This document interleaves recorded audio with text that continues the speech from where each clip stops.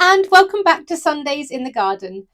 If you're new to my channel, my name's Sarah, and on this channel I share everything I get up to in my English cottage garden, my kitchen garden, and as of this year, my brand new allotment as well. When I say everything, in 2025 I literally do mean everything, because as of 2025 I have been filming every single day of my gardening year. At the end of 2024, I set myself the challenge to pick up the camera every single day to document what I'm doing, what's growing, seeds I'm sowing, jobs to do, and everything else that makes up my gardening year. By doing this, I hoped it would be useful to my viewers so they could see what jobs they could be doing week by week, month by month throughout the gardening year. But as it's turned out, it's actually proved to be really useful to me as well. Anyone who saw my video last week will have seen my news that I'll be writing a monthly gardening article for Kitchen Garden magazine, documenting my gardening and allotment journey in 2026. But anyone who does write for magazines will know that you have to write your articles ahead of time. So why this year's document has been so useful to me is that I can look back on what I was doing in January when I come to write my article for the following January. So it's been really useful to remind me of the jobs I've been doing as well. So not only I hope it would be useful for you guys to look back on year, but also for myself as well. So it's been absolutely brilliant. When we reach the end of 2025 and I finish filming every single day of my gardening year, I think the format is likely to change into 2026. I will still be sharing a video every single Sunday, but what format that takes is still up for grabs. I'm thinking probably seed sowing month by month, garden tours, allotment tours, jobs and things again, a kind of chattier vlog, walking around my spaces and telling you what I'm getting up to. But if anyone's got anything they particularly would like to see in 2026, do let me know in the comments and then I can look to add that into my scheduling. If any of those things sound like they could be useful to you, I would love for you to subscribe to the channel because the community here is just wonderful. It doesn't matter if you've been gardening for a week, a month, a year, a decade, or even longer, there is always something to learn, and the community on this channel is just amazing. Everyone is so supportive, so kind. When I have questions, I just throw them out to my community and there is always an answer out there. So if you're looking for answers to things too and they're not shared here in the video, then you'll invariably find them down in the comments. So a massive thank you to my community. I really appreciate you all and it's so lovely to have you all here. Thank you. I'm filming this introduction on Tuesday. Let's jump back now to Sunday to see what I was doing on Sunday for this week in my gardening year. Hello everyone! We are just about to head down the allotment. Myself and my husband are feeling quite tired today, so we're not sure how much we're going to get done. Our first plan is to get the other door on the final compost bay. Then we're going to see how easy it will be to dig around the greenhouse structure because our intention is to move that for the new polytunnel. And if that isn't too difficult to move, we'll try and move that as well, which will mean clearing all the remaining runner beans and things off of there. But we'll just see how we get on because we've got to take the boys and it's not great weather. It's a bit miserable and a bit cold, but not too bad. So we'll just see how we get on and see how far we get, and we'll take you with us. Let's go. So the first thing we did was clear away all of the remaining beans and tromboncinos from the greenhouse structure. And kept any that I could for seed. And then I similarly didn't film us moving the structure, but we moved the structure to where we wanted it and had a look. And when we were happy with it, we then started to create a base area by levelling the ground off a bit. And this will need a little bit more work next weekend, but it's good to have a base to work with. And here is the greenhouse structure in its new home. This will not be a greenhouse. It will continue to be a climbing frame really for climbing plants. And I will train lots of things up here next year, as well as using the space either side. And here is the plot as it looks today. Space for the polytunnel, some weeding still to do, but really pleased with the progress, and having this as a central point to the plot is really exciting.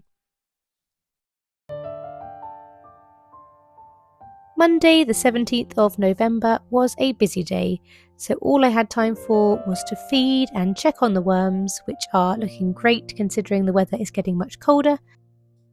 Then I popped into the greenhouse to see if we had any germination on the broad beans, and I was really pleased to see we had some germination from the red epicure and the Bunyard's exhibition as well, so really pleased. And then it was back inside to get warm.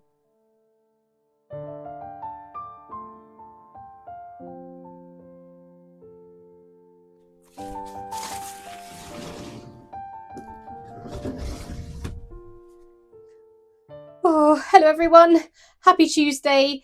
It's cold today. We had, I think, our first frost last night. There was definitely some twinkly sparkliness on top of the windows in our extension area when I looked out the window this morning. And it just feels like the weather has now turned. Everything feels crisper and colder, and it's set to get colder still for the next few days before warming up a bit again over the weekend. With that in mind, I am long overdue sorting out my dahlias, so that is the job for this lunchtime. I am going to bring them into the greenhouse. I am going to cut the tops off of them and then get rid of any remaining flowers, of which there are really not many left now. Any I can take inside, I will, and pop them in a vase, but I think we're pretty much there with them now, particularly as the weather has now turned. And then I am going to take all of the tubers out of their pots, because I grow my dahlias in pots, and check them over for rot or gall. If they look okay, then I will talk you through what I'm going to do with those to store them over the winter and use them again next year. So without further ado, I'll stop waffling and we can get on with it. Let's go. Hello again. So I've bought 5 of my 10 pots of dahlias in here. This one here is a cafe au lait, which I got from Dahlia Beach. You may have seen me either if you've got me on Instagram or on these videos with these massive flowers. They are now done, really. But they are nearly as big as my head, dinner plate varieties, and I love them. So I will talk you through what I'm going to do with this one, and then I'll repeat the process for the other 5 I've got in here. That's probably all I've got time for this lunchtime, and I will do the remaining 5 later this week. Okay, so I've got my gloves on now, my snips, and what I'm going to do, I'm not sure how I'm going to show you this really. How am I going to get you closer to this? One moment. Okay, I think you're a bit closer to what I'm doing now. It's going to be hard to show you this in this cramped space, but I'll do my best. So I have got these lovely stems coming up from the tubers underneath, and I'm going to cut them so that I leave about 3 inches above the ground. So I'll do that now, and then I'll show you what I'll do next. Okay, so I've cut all that back now and removed the plant support that I was using, which is just an offcut of some of my laurel tree, I believe this came from.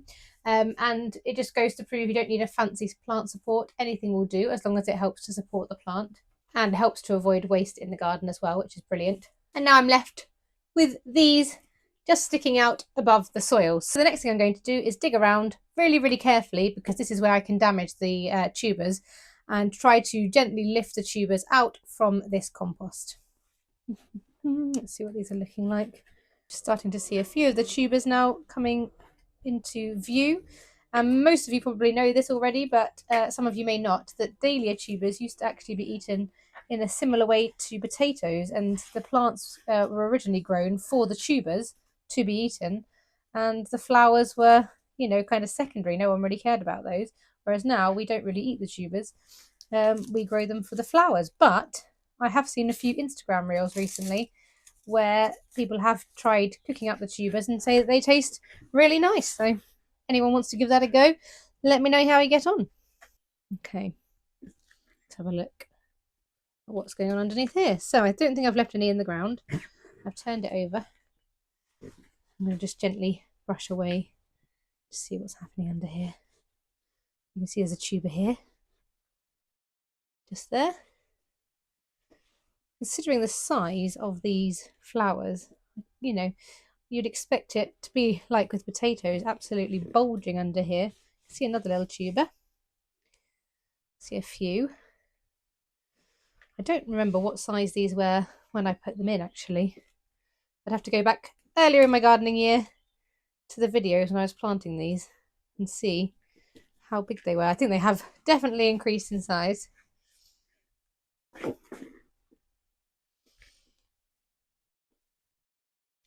Oh wow, hello. There we go, we're starting to see some now. Now, I'm probably going to break one off by accident. It doesn't actually matter if you do that, because you might be able to replant it next year, but it's not really what I'm trying to do at the moment. I'm trying to see what I've got before I decide whether I'm dividing this or anything. This compost is so damp with all the rain we had. I think I've got to these just in time, because if I left them in much longer, they would start to rot away. So this whole section has come away, but as you can see, there's a stem and there's some tubers, so I feel like this is fine, and I will have 2 plants from this. So I'm going to keep this one and this one as well, and if any more fall off, as long as they've got some signs of life, I will probably be fine to keep them. Okay, I'm going to leave this where I've got to for now.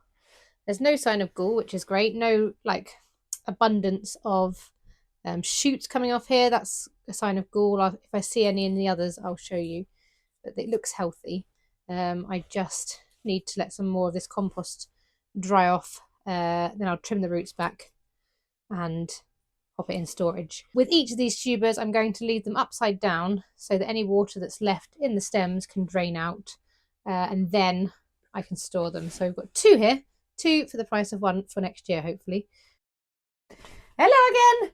Yeah, I clearly gave up on the gloves. I couldn't feel what I was doing, so I just decided to give up and use my hands, which is what I always do. So I've got through the 5 dahlias that I bought in here, and I'll turn you around and show you what I've done. Okay, so I've taken them all out of the pots and brushed off as much of the compost soil as I could. There's still some on here, which once it dries out will be easier to brush away without causing any damage. As I was going through them, a couple of the tubers were rotten. So any that were kind of rotten and spongy, I just snapped off. But the rest of these are all feeling great on every plant. So once the soil has dried out a bit, I will be able to check them over again and make sure that I can't see any that are harbouring any signs of damage. I couldn't see any gall on these initially, but I will check them over again once the compost is all dried off as well. In the bottom of each of these pots, I've got a label, which is labelling what these varieties are. Once it's all dried off and cleaned, I will tie the label around the dahlia tubers for storage. So this is just part 1 today, and then I will be continuing this process for the rest of the week, ready to get these into storage and to be used again next year. As always, this has taken longer than anticipated, so I've spent a bit longer this lunchtime doing this, but it's good to get this job started. I am going to head inside now and do some bookwork with my little boys, but I hope you will have a brilliant Tuesday with whatever you're doing, and I'll catch you again tomorrow, where, let's face it, it'll probably be more dahlias. Bye!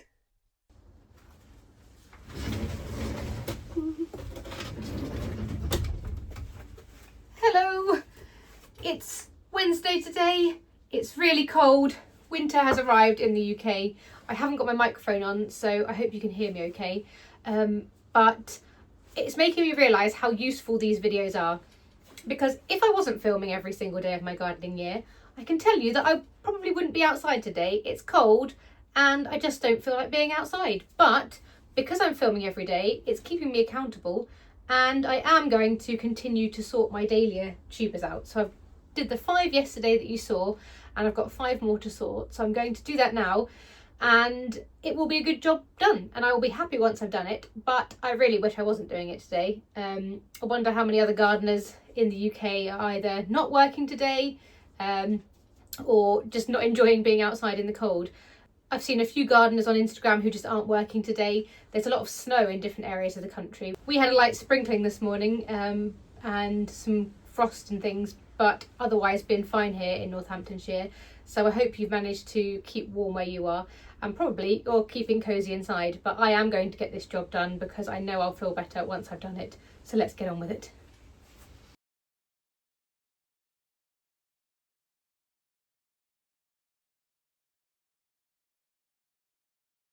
This one is Jewel. I've got a plastic pot here. I want to try and move away from plastic pots, but there's no point in me just buying some terracotta pots and looking like I'm being environmentally friendly, but having all of these plastic pots here already and not using them, because that's even less environmentally friendly.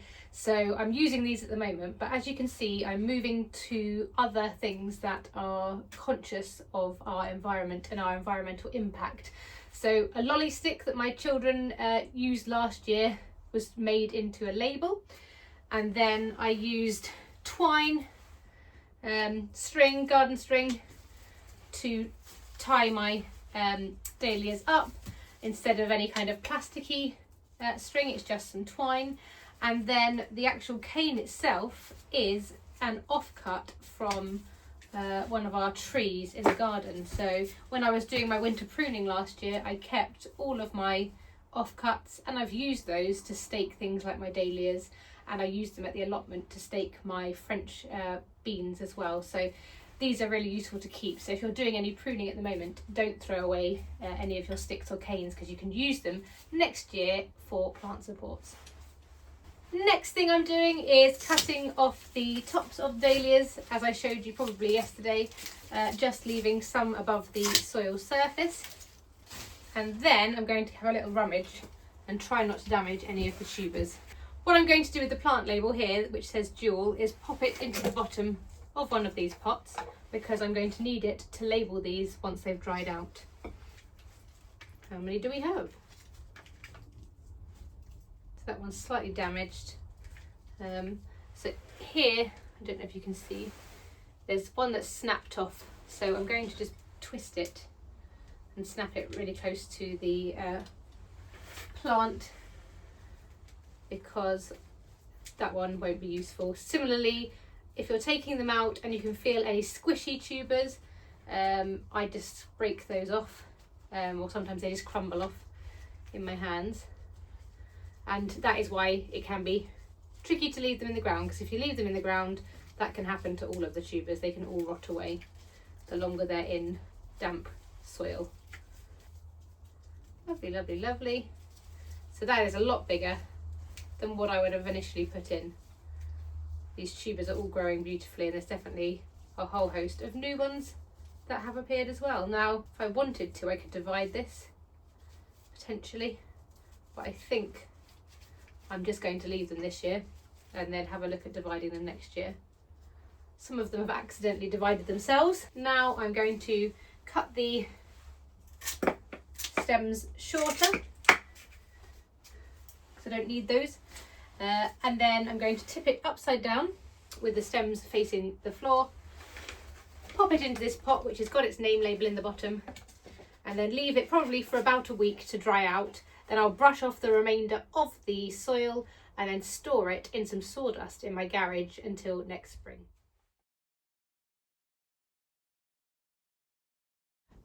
Right, I've got that done. Really pleased to have got that done, because being in the garden just lifts your spirits, doesn't it?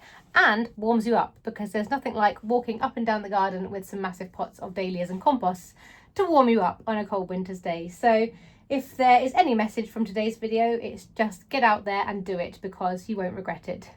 Have a brilliant rest of your Wednesday, and I'll see you tomorrow. Bye. On Thursday morning, we woke up to some unexpected news. My boys had been invited to Lapland. So, after taking a moment to watch Robin enjoying her breakfast and gazing over the sparkly rooftop on my neighbour's shed, we headed off to the secret elven world. It was fantastic to see us gardeners represented in this greenhouse with terracotta pots, and before long we were off along the secret magical pathways for an unforgettable day.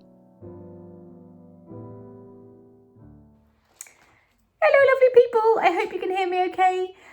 It's Friday today, and as you will have noticed, because this is the first entry today, I haven't been out in the garden. We've had really cold temperatures. It was -3 or -4 this morning. Ice everywhere. Ice remained on the roads near us all day. So it's been super, super cold. But that's not why I haven't been in the garden. I have been at a meeting today regarding something that I'm really, really excited about for next year, garden related.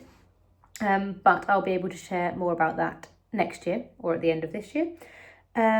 But that was taking up a lot of my day, and then my oldest is not very well, so he was not feeling 100% yesterday, and today he's got a fever and just not feeling very good. So it's been lots of mummy cuddles and attention today, to kind of give him all the comfort and support he needs, bless him, because that's all you want when you feel poorly, isn't it? Just your mum. So that's what I've been busy with, and the garden has taken a back seat, as is the way in our gardening year when we've got family and other priorities taking up our time. I'm just sitting down. You can see I'm in a different location to normal. I'm just sitting down at my desk about to do some work related to writing some documents and writing an article and things like that. So that is garden related, but not anything that I can really share with you. So I picked up this book, Mindful Gardening, Find Peace and Calm in Your Outdoor Space. And there are some lovely quotes inside, and there's a page here titled Lessons from the Garden. So I thought I would read some of these for you and see if it gives you a little bit of inspiration on this Friday evening. Set yourself new challenges. Like a plant that has been pruned or newly planted, we sometimes grow more vigorously when we have been knocked back or choose to begin life anew. Respect your need for a routine. Everything in the natural world has a rhythm. It varies subtly with the seasons, but there is a pattern to each day. This is quite apt for me today, I think, because that's what I've been working on, something behind the scenes. Take action. If you have a goal, choose to commit to it. Focus on changing the things that you can and accept those things that you cannot change and that are beyond your control, such as the weather. Seek guidance. If struggling with a gardening situation, reach out to other gardeners and resources. That is where this channel is so fantastic, isn't it? Because we're all such a great community. It's fantastic to ask questions on my videos over Instagram, and everyone is so knowledgeable. There is always an answer to be found if you just reach out. Appreciate the contrasts in your life. Notice the colours of your garden and outdoor space depending on the light and time of day. This reminds me of an Instagram reel I shared earlier in the week about how we are different in different seasons and at different times. It was a picture or a video of my winter garden covered in snow and then the roses in full bloom in the summer. And you meet someone on one day and they may be in that wintry phase for whatever reason, or you might meet them when they're at their shining, sparkling best. And it doesn't mean that either of those sides are someone's whole personality. We've all got so many multifaceted sides to us, and it's important to remember that. I often find that with children. Someone says, "Oh, he's such a good little boy," to one person, or "Well, that little boy's very naughty," or it's just a person. They're just a little person, and some days they might be a bit cheeky and some days they might be really well behaved, but it's not their entire personality. Whichever day you happen to see them on is just that one day, and that's the same for all of us, isn't it? And our gardens. And the final little lesson from the garden is be patient and tune in to the present moment. So true, and I think our gardens are the places that really do that for us, aren't they? Because it really just hones our attention into those small details and the things that really matter in the moment. I hope you've enjoyed that little bit of garden wisdom on a Friday evening. I'm going to get on with my work now, but it's lovely to be chatting to you. And sorry there was no outside garden content, but I hope you've enjoyed this little inside garden chat. And I'll see you again tomorrow. Bye!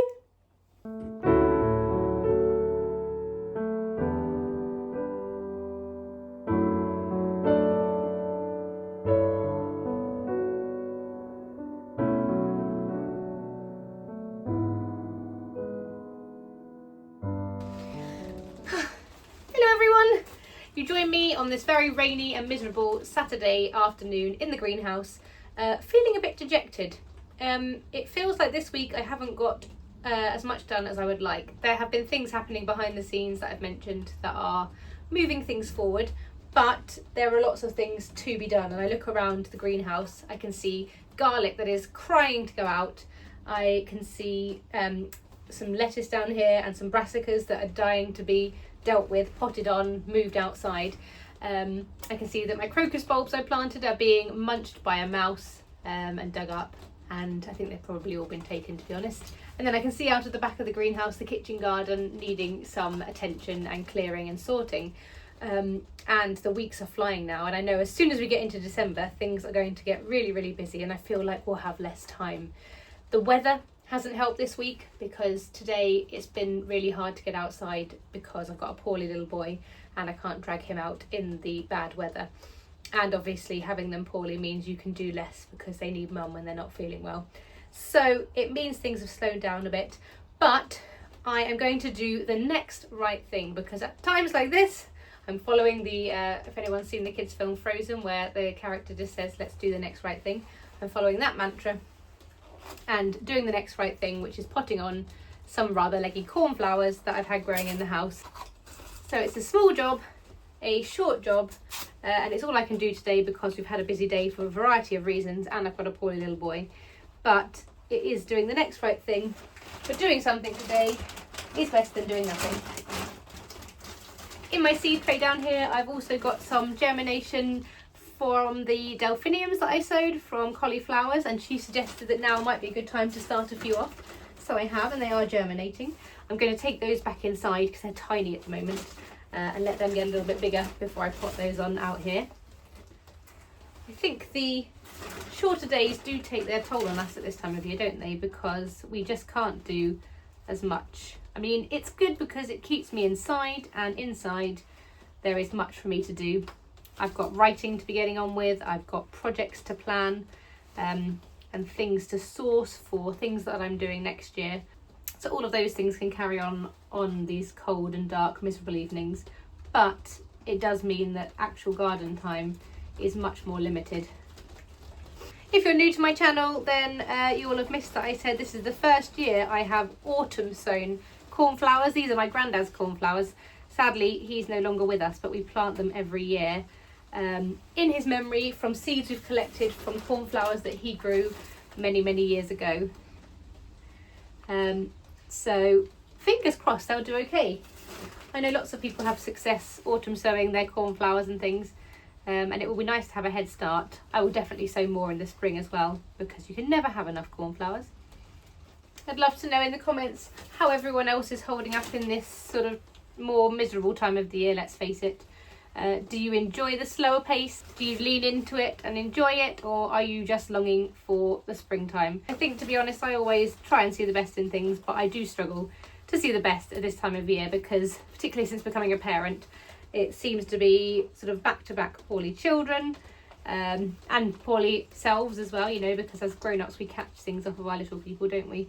So we feel poorly ourselves, our children feel poorly, and the long dark nights and the cold weather just makes things seem that bit trickier. But having a garden and planting seeds does keep that sense of hope going, because we are hopeful that all of this hard work now will mean beautiful blooms and abundance in the next growing season. Right, that's 3 baby cornflowers potted on. I'm going to put them hopefully out of reach of those digging mice, and then take the delphiniums back inside and get ready to go and see my lovely parents this evening. I'm hoping I'll get this video out for you tomorrow, which will be Sunday the 23rd of November, but if I don't, this will be a double bill episode and you'll be seeing tomorrow very soon, rolling around straight after this. But if I do manage to get it done, I hope you have a brilliant week ahead, and I'll see you all again next time. Bye!